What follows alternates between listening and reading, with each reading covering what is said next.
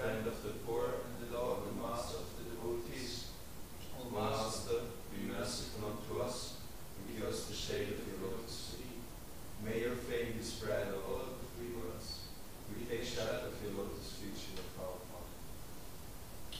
Srila Prabhupada ki jai.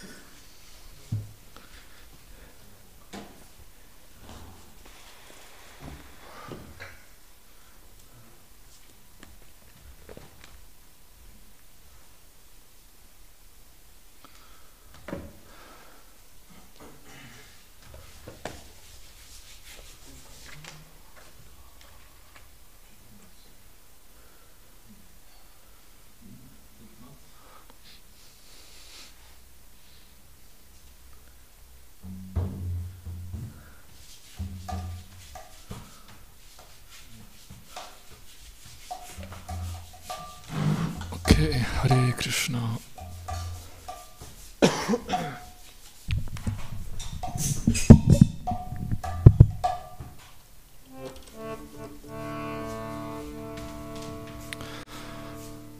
Jayorata Madhava Kunja Bihari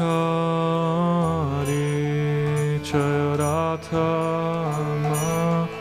Madhava Kunja Bihari Jayorata Madhava Kunja Bihari Jayorata Madhava Kunja Bihari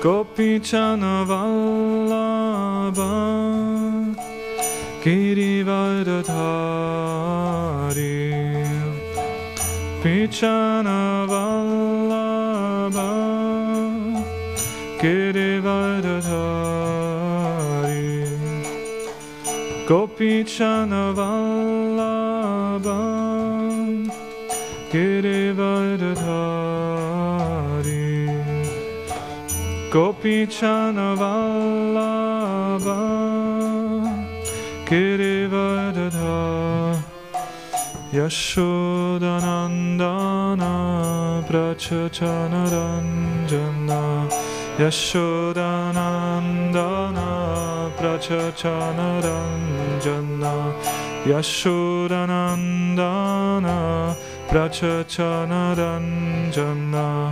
Yashodanandana Prachachana Ranjana Yamuna Tiravanachari Yamuna Tiravanachari Yamuna Tiravanachari Yamuna Tiravanachari Jayaratha Madhava Kunja Bihari Jayaratha Madhava Kunja Bihari Hare Krishna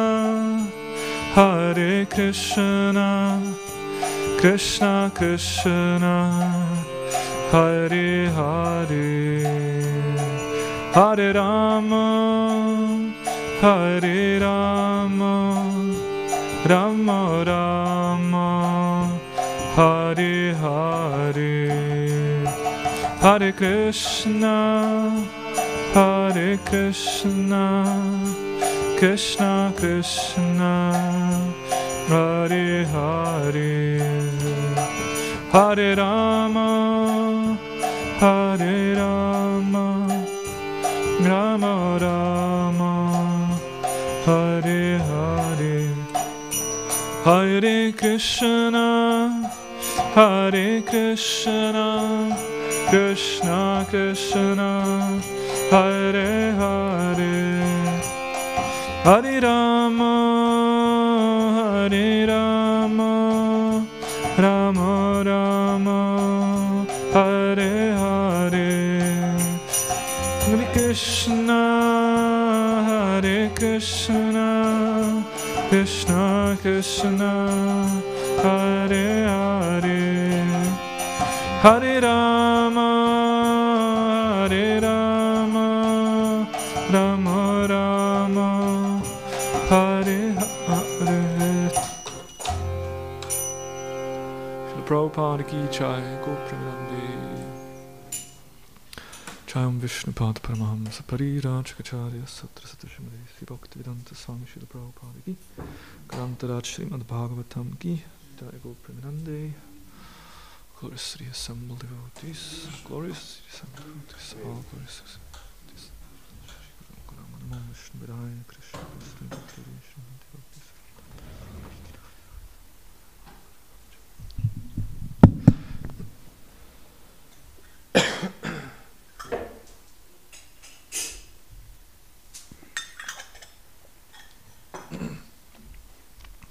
Om Namo Bhagavate Vasudevaya Vasudevaya Om Namo Bhagavate Vasudevaya Om Namo Bhagavate Om Namo Bhagavate Vasudevaya Narayanam Namaskrityam Naram Chaiva Narottamam Devim Saraswatim Vyasam Tato Dayanuviraye Nashta Praeshu Abhadreshu Nityam Bhagavata Sevaya Bhagavati Uttama Shloke Bhaktir Bhavati Naishtikir. So we're reading from Srimad Bhagavatam, Canto 4, Chapter 25, Verse 15.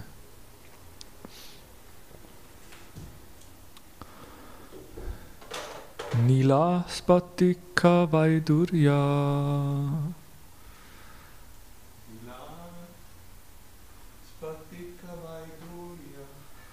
Mukta Mara Katarunai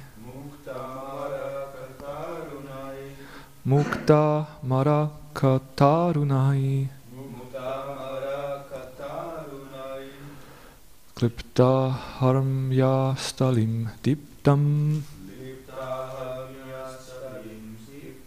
Klipta Harmya Stalim Diptam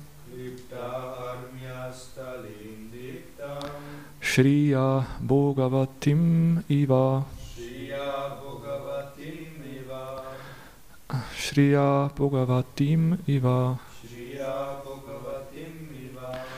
Nila Spatika Vaidhurya Nila Spatika Vaidurya Mukta Marakatarunai Mukta Marakatarunai Klipta Harmyastalim Deeptam Lipida Harmyastalim Diptam Shriya Bhagavatim Iva. Shriya Bhagavatim Iva Nila Spatika Vaidurya Nila Spatika Vaidurya Mukta Karakatarunai Klipta Harmyastalim Deeptam Shriya Bhagavatim Iva. Nila Spatika Vaidurya Nila Spatika Vaidurya Mukta Marakatarunai Klipta Harmyastalim Deeptam Shriya Bhagavatim Iva. What's this? Okay. Nila sapphires. Spatika crystal. Vaidurya diamonds. Mukta pearls. Marakta emeralds. Arunai with rubies. Klipta bedecked. Harmya Stalim the floors of the palace. Diptam lustrous. Shriya with beauty. Bhagavatim the celestial town named Bhagavati.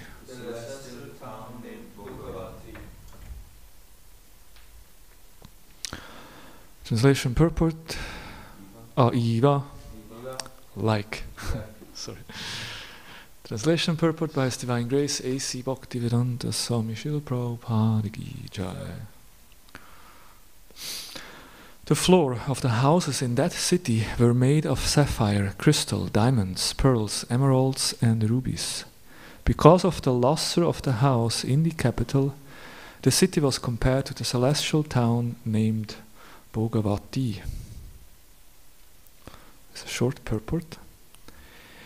In the city of the body, the heart is considered to be the capital. Just as the capital of a state is especially gorgeously filled with various high buildings and lustrous palaces, the heart of the body is filled with various desires and plans for material enjoyment. Such plans are sometimes compared to valuable jewels such as sapphire, rubies, pearls, and emeralds. The heart becomes the center for all planning for material enjoyment. Om Jnanatimirandasya Ginanjana Shalakaya Chakshurun Militam Yena Tasmai Shri Guruve Namaha Shri Chaitanya Namo Bistam Stapitam Yena Bhutale Swayam Rupa Karamayam Dadati Swapadantikam Vanchakalpatarubhyascha Kripa Sindhubhyaevacha Paditanam Pavanebhyo Vaishnavebhyo Namo Namaha Jaya Sri Krishna Chaitanya Prabhu Nityananda Shri Advaita Gadadhara Srivasadi Gauda Bhakta Vrinda Hare Krishna Krishna Krishna Hare Hare Hare Rama Rama Rama Hare Hare. Bhagavatam 4.25.15 Nilaspatika Vaidhurya Muktamaraktaranunai Kliptaram Yastilam Diptam Shriya Bhagavatim Iva. The floors of the houses in that city were made of sapphire, crystal, diamonds, pearls, emeralds, and rubies. Because of the luster of the house in the capital, the city was compared to the celestial town named Bhagavati. Okay, so we are hearing here the description of the city of the 9 gates, right?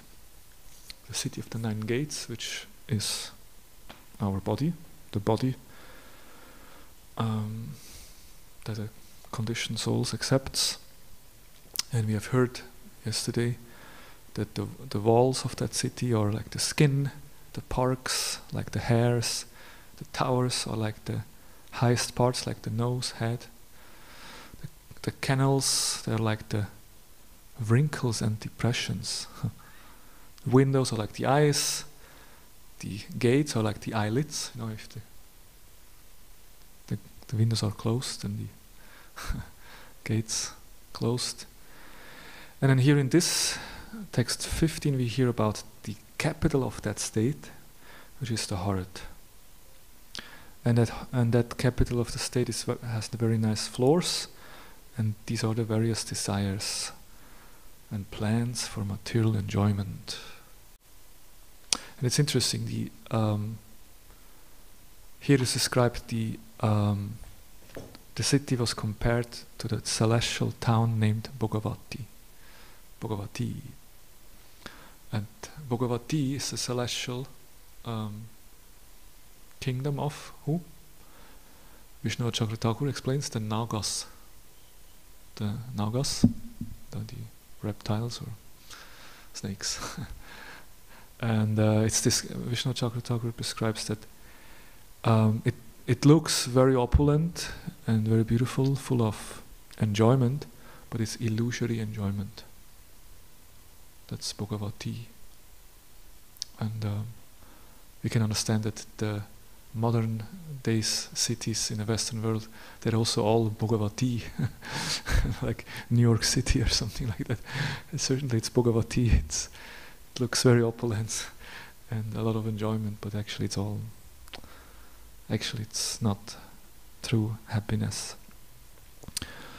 So it's interesting that the heart here is considered the capital, yes, and it's filled with these jewels and emeralds and pearls, and they are compared to material desires, the plan for desires.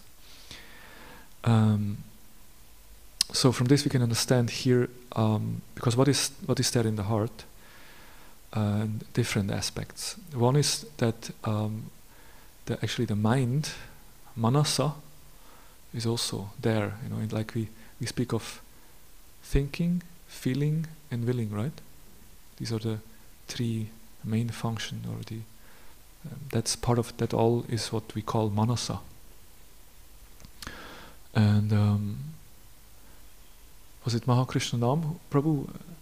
So you were asking if Lord Brahma has 4 heads. So does he has 4 minds?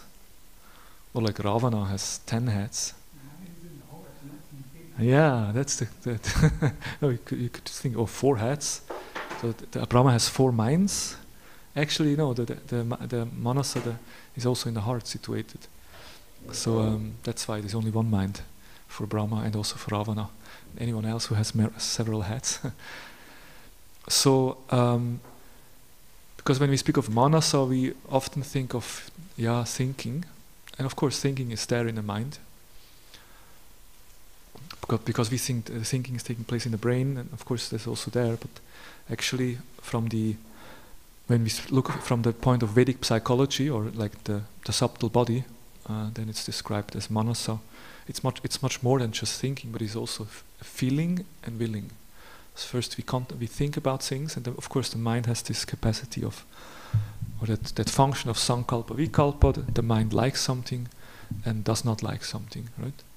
Basically the mind is the center, like all the senses, they gather information, and all the information, they are gathered in the mind, right? The mind receives all that information from the senses, and then the mind says yes or no. And the mind compares from previous sense impressions and experiences, and then according to the previous impression, the mind says I like that, or the mind says I don't like that. And if the mind likes it, then of course then feelings are coming. Yes, I like it. Feelings are coming, and then if the feelings are there, then desire also come. I want it. And that's why here is described that city or that capital is full of desires and full of plans for these desires. Of course, the like the perverted or impure intelligence then becomes an instrument for the mind to make plans. Like the mind just wants it, and then the intelligence, if the intelligence is not sharp, and if the mind actually is in control, then the intelligence will make nice plans how to fulfill all these desires, right? But ideally the intelligence is sharp, and then the intelligence tells the mind, no, this is not a good desire, forget about it. So that's one aspect, manasa, and these material desires. But interesting enough, the heart is also the place where the Atma and Paramatma are residing, right? So in that sense, the heart is also the center of where we are located, and it's also the place where we speak of intuition, intuition, and Gewissen, conscience, you say in English? Like, the voice that tells you, no, you shouldn't do that, that's not so good. Intuition is one, like you get have some intuition what I want to do or what I should do, but then there's this conscience that it's more like a moral, ethical guidance, like tells you. And we understand it's also the Paramatma there in the heart who tries to guide us. And also, we find in scriptures and also in different traditions, there is this term of the inner space within. When we speak of that the body is like a city with the 9 gates, and inside, like the most inner chamber or the most inner place, that's the heart, and there's like a treasure there in the heart, and of course that treasure is Paramatma, is Krishna, who is also there in the heart. And Satchidananda Maharaj, he did some research on this, and he came across some statements from the Upanishads, where it's described that the Dhara Akash, it's a Sanskrit term. Dhara Akash is like an inner space which is there. And that's a place where the Paramatma is residing, and on a subtle level, of course. And it's also described that in deep sleep, when we take rest, and in deep sleep, when we have a very good rest, without dreams, just fully sleep, and then we get up and we feel, sometimes we get up and we feel really refreshed, like, I had good sleep. And it's described that actually the soul is then, entering into this inner space very close. I mean, it's already there, but it's kind of closer to the Paramatma and gets nourished, the consciousness or the soul. And also in meditation, so the idea is to, in meditation, to actually enter that sacred space. His Holiness Kadamba Maharaj is just writing a book, actually. I mean, most probably not writing anymore now, because Maharaj, as you may have heard, Maharaj is, it looks like that Maharaj is in his final stages. Maharaj is not eating anymore, just taking some water. He's weak, the body is weak. But Maharaj has written, I know at least of 2 books. One is about Chaitanya Mahaprabhu, with a very deep study on Mahaprabhu and Gaudiya Vaishnava history and philosophy. And another book is about the sacred space. How spiritual life is all about the inner life. We are very much concerned about what's going on outside, our external success and what we do externally. But spiritual life is all about actually the inner life. And that's what we don't see, We only see the external, right? Someone is a very successful book distributor, someone is a very good, mridanga player or very good speaker, someone is, making career and becomes,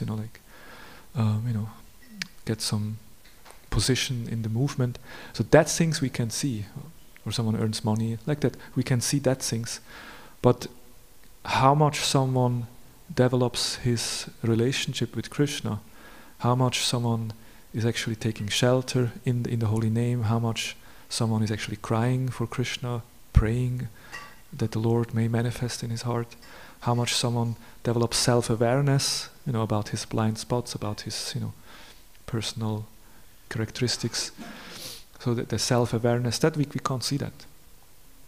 And because nobody can see it, then usually we don't give so much attention to it. We rather give attention to the external. But that's where we get, appreciation from outside. That's where we get some recognition from outside. But spiritual life is all about that which takes place inside. Of course, if inside you're rich, then you also want to express it externally, and then you also do nice service, naturally. Like you also want to do something for the mission. Prabhupada always spoke about doing something big, and so that's a natural expression. But it's an expression from that which is inside. And that's also the statement that the real or the best Goshti Anandi is Bhajan Anandi. The best preacher is one who actually has an inner life. And we can see it with Bhaktisiddhanta, who spent 9 years cultivating his inner life. 9 years of entering the inner space. What was it called?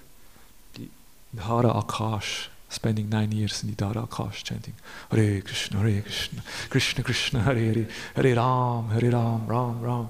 Completely absorbed in that inner meditation.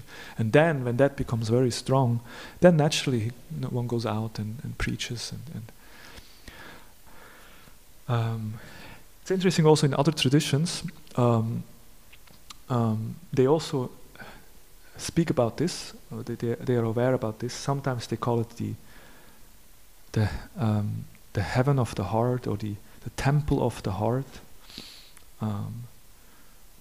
Yogis may say we have to, in the Mitte sein, you have to be in your inner balance or your inner space, or the New Age they may say you have to be in a flow, you have to be in union with the universe.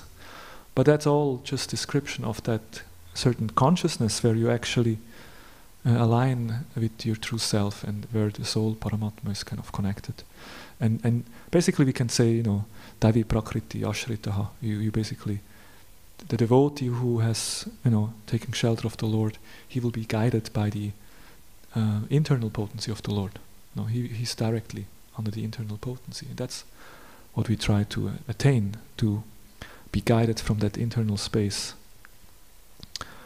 And therefore we, of course, chant in the morning, we do our sadhana to search that connection.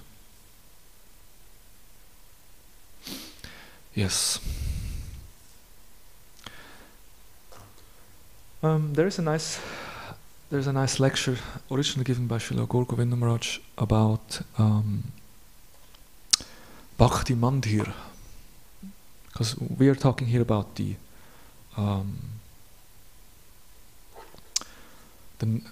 city of 9 gates, how the body is compared to a city or a palace or something, and we spoke about that the essence, the most inner chamber, which is the heart.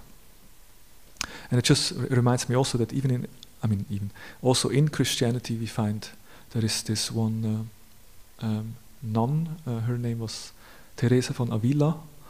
She's a well-known, like a mystic from the Christian tradition. She wrote a book, it's called The Innere Burg. How do you say in English? The inner castle or something. And there she describes her inner meditation, and she describes also the body like a city, like kind of a castle which has several layers. And the deeper you go in your prayer and meditation, the closer you actually come to the inner well, to the inner secret, which finally is about meeting God.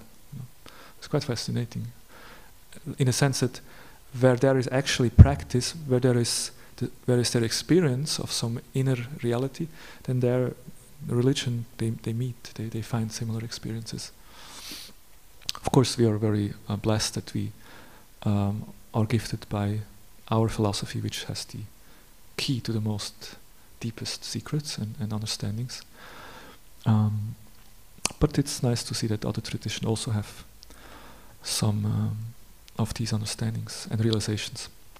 So now, let's talk about the Bhakti Mandir, or the Hari Mandir. And that's a nice kind of also analogy.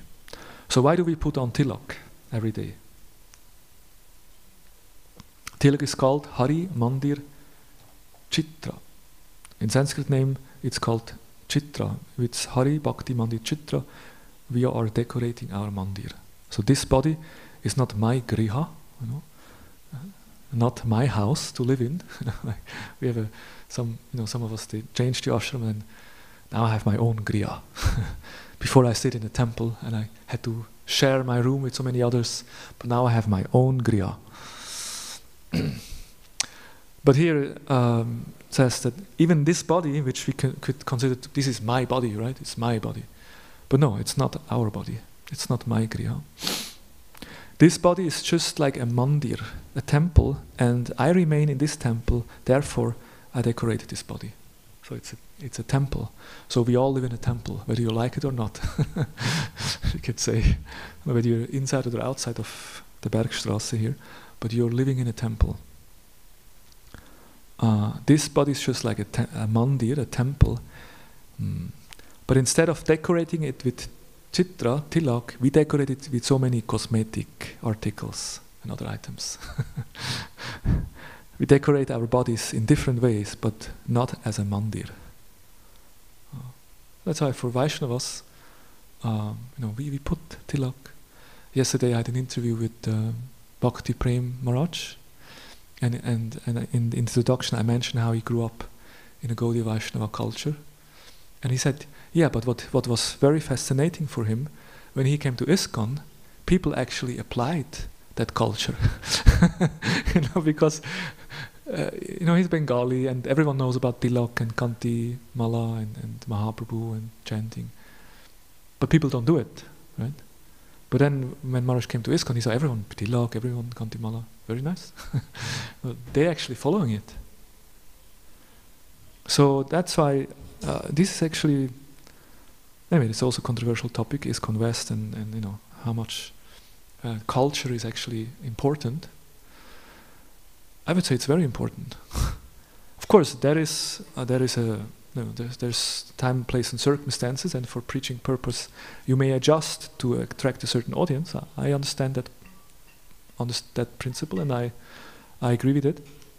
But for those who actually have joined, those who have become devotees, then we should understand the importance of culture and putting tilak and kantimala and wearing Vaishnava clothes.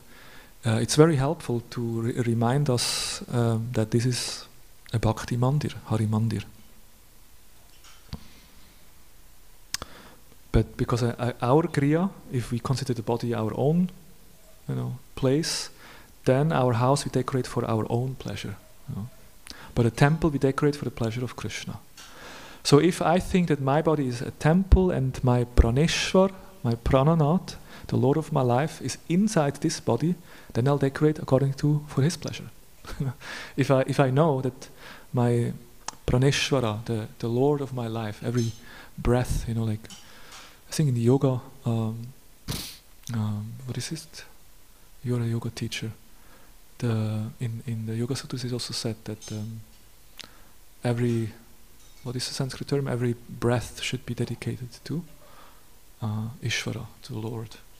That's the goal of yoga, actually. Ishvara Prana. So if I understand that the Lord is the Lord of my life, then I want to give pleasure to Him. We put tilak because this will please Krishna. Radharani was putting tilak to please Krishna. Similarly, we decorate our body to please Him. And if the body is Hari Mandir, then what is this? What is this? Sikka? Flag. The Sikka is a flag.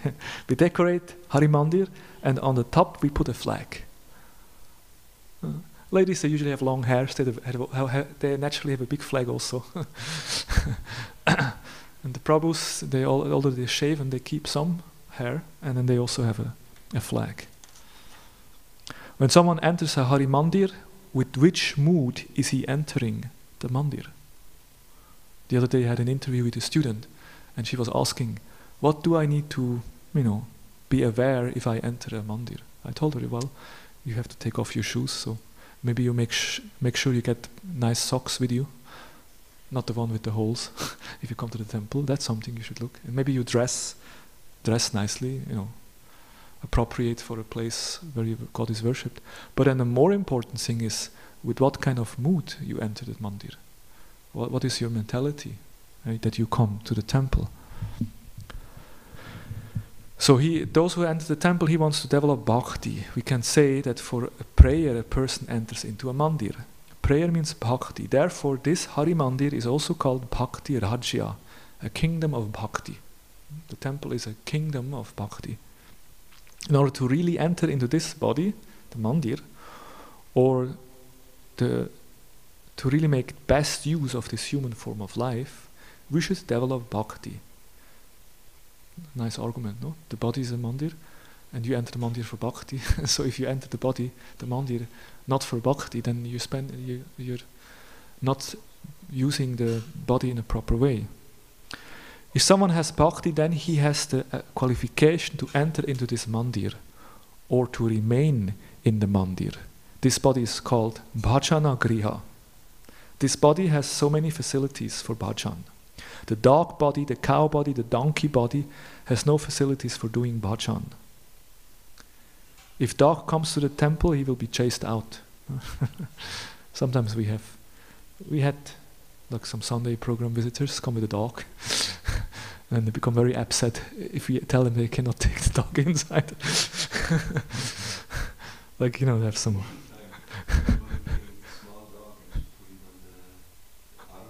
Oh, really? Oh, really?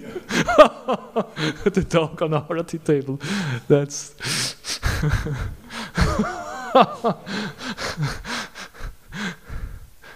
And then hopefully someone very politely told her, please. Yeah. So the point is that this human body gives facility for bhajan.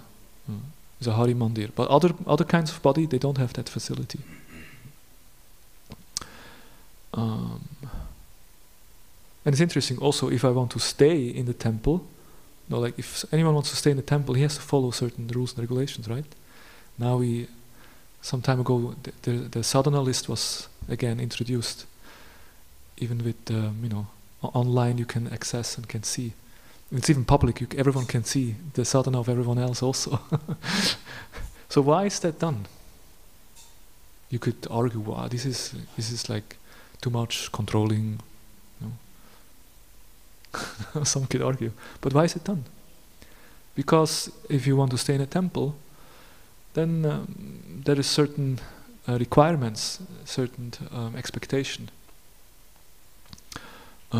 So because it's a place for bhajan, and that's why those who do bhajan can stay, and those who do not do bhajan or don't do enough bhajan, then they are not qualified to stay in a temple. So similarly, the human form of body is meant to do bhajan, and if you're not doing enough bhajan, or you don't do bhajan at all, you don't deserve a human form of life, and you will go to lower species. So I'm a jivatma, a spiritual soul, and I'm inside this body. The body is a mandir, a temple. I'm inside this mandir. So what is their duty? If I remain in this mandir, I have to do some seva for Krishna. Okay, sadhana is one, but then you also have to do some seva, right? But are we doing? We are not doing. We have got a mandir, a temple. We are staying in the temple, but we are not doing seva. So we have no adhikar, no right to stay inside the temple. If you don't do service, if you don't please Krishna, why will you remain in the temple? You have no adhikar to stay. Bhajan Geha means the house of Bhajan. How Bhakti Mandir is built? How is a temple built? A temple is built with cement, bricks, sand, wood, steel. There must have been an architect, an engineer to build a temple. Like this building was built in 1909. On the The design of the building was, like done by an architect, but according to the desire of Julius Baer, Jewish banker. So, but similarly, by whom the Bhajan Mandir or body has been built? By whom is this body built? Like the Bhajan Mandir in the sense of the spirit of giving pleasure to Krishna. By Haladini Shakti, the pleasure-giving potency has built this mandir. Therefore, Haladini Shakti is the chief among those who remain inside this temple. This Radharani, who is Rajarani, the empress queen, she is the pleasure-giving potency of Krishna, and Krishna follows her. Dehi pada palava udharam. Please give me a lotus feet, Jaidev Goswami says. Sometimes Krishna begs for the lotus feet of Radharani. Usually Krishna is the worshipable Lord, everyone worships Krishna, but sometimes Krishna worships Radharani. In Godagiri, in Orissa, they have a picture on the wall where you see Krishna on his knees begging to Radharani, touching her feet.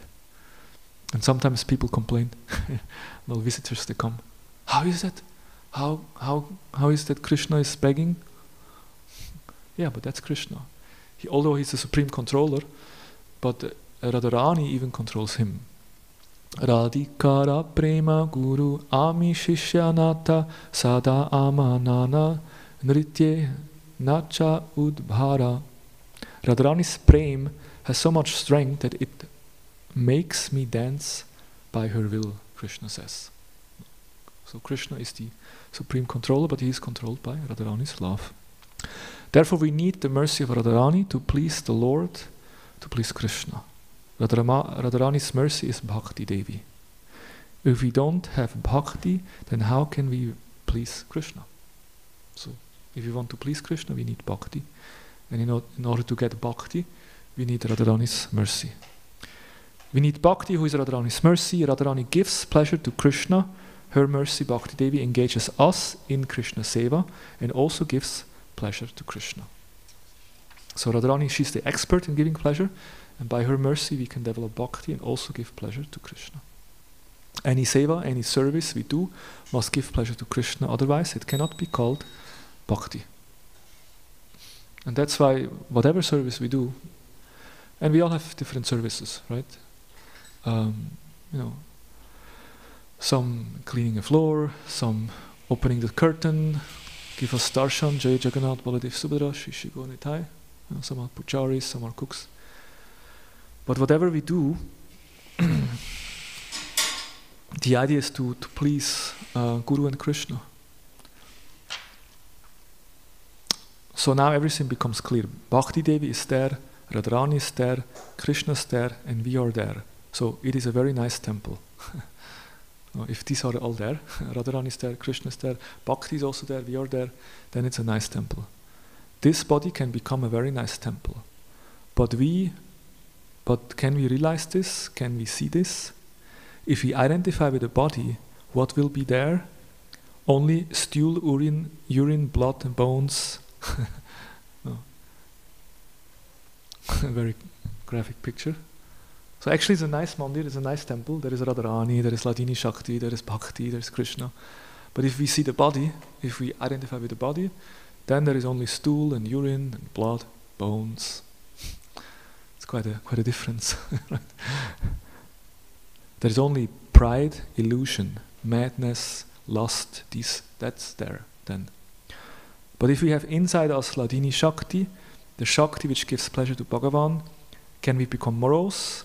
Why I'm lamenting? Due to illusion. Krishna is present, Bhagavan is present in our body.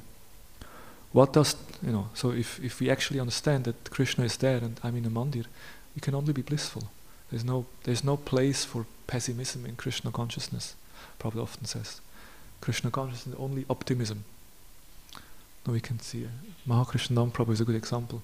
He's always jolly, isn't it? You're always jolly, like happy, jolly. That's a sign of Krishna consciousness. You're just because if you're fixed and you're serving Krishna, there is always some reason to be happy, satisfied. So what does the word Bhagavan mean? The Bhagavan is in the heart. He's full of 6 opulences. He's present in our body, and we have... so if Krishna is there in the body, why do we lament? Why do we have illusion? Because we cannot see him, not realize his presence. How can we see? Why don't we see the Lord in our heart? Because we are andha. You're blind. We are blind. There is 3 kinds of blindness. There is Janma Ananda, that's blind from birth. The other day was a blind man here, you said? Yeah, took prasadam, and then the friend who came with him just disappeared, and the blind man was standing there, didn't know where to go, what to do, and Manu Prabhu had to take care of him. So that's one blindness, because you're blind because you cannot see. But there is 2 other kind of blindness. There is dhambanda and there is kamanda. There is blindness from pride. If you have too much dhamba, too much pride, you're not seeing. You can't see anymore. You can't see reality because you're so much intoxicated by your madness, by your pride. And another influence is karma. If you have too many lusty desires, you're also blinded by lusty desires.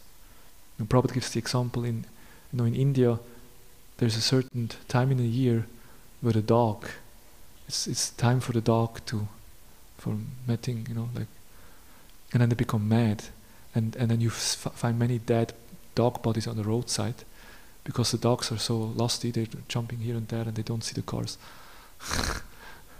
Blinded by lust, so much lust, just running for sense gratification. So that's another way you become blind.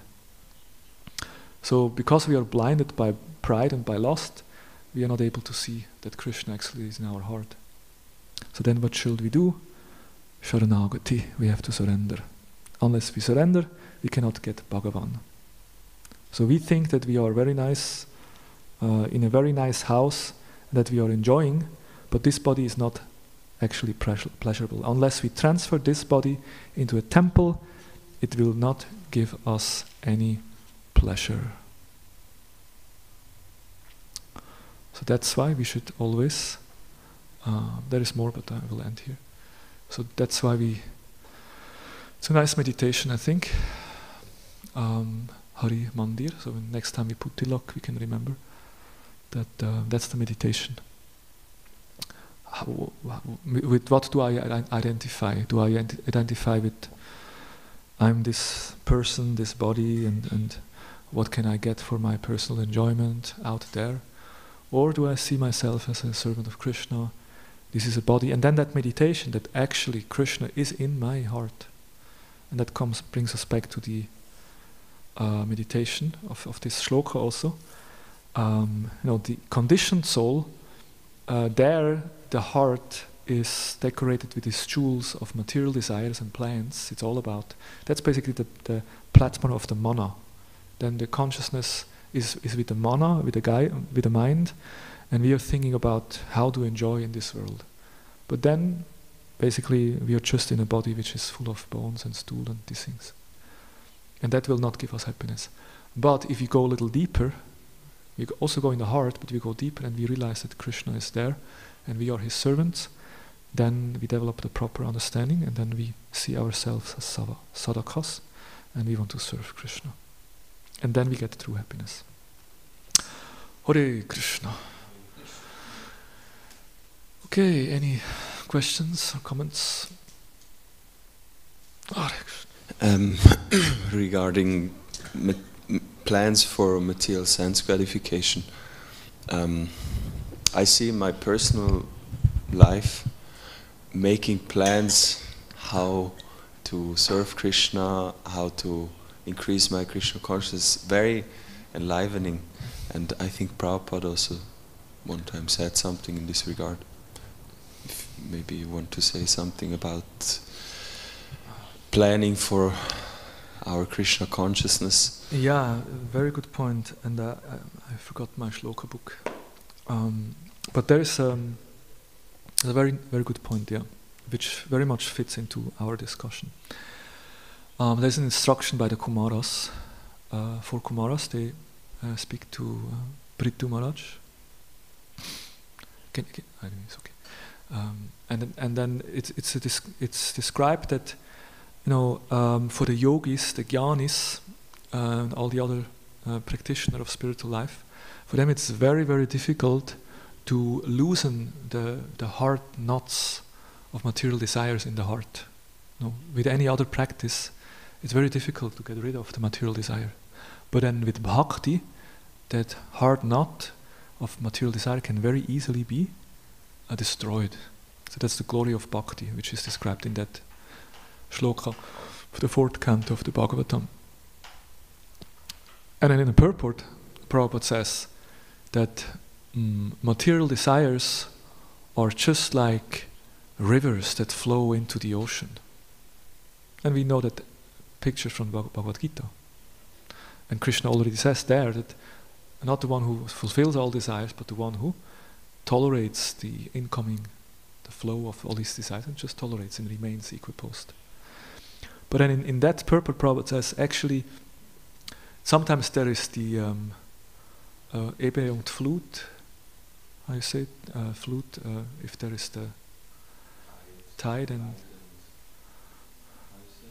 when sometimes then the ocean goes over the, you know, becomes stronger, and then basically then the ocean pushes back the rivers. No?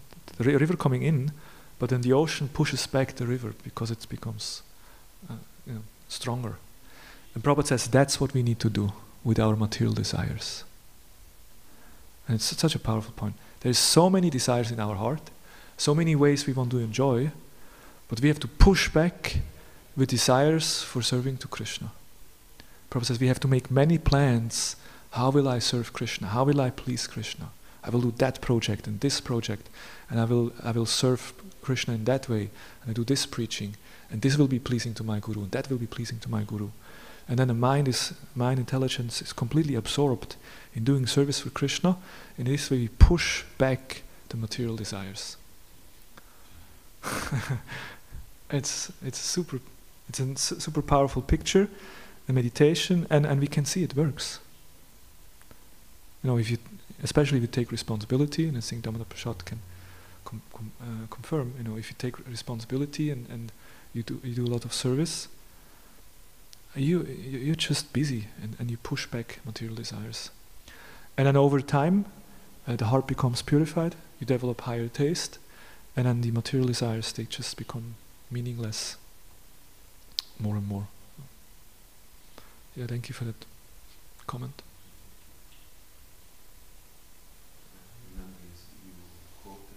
Yeah. And that is if you give me a shloka, if someone give me a shloka book, I can tell you. We still have 1 minute. I should know it by heart because it's a Bhakti Vaibhav shloka, but of course I forgot it. Is this your shloka book? Oh no, I think someone donated it to the temple room. Someone donated it to the temple room. I think this is mine. Okay.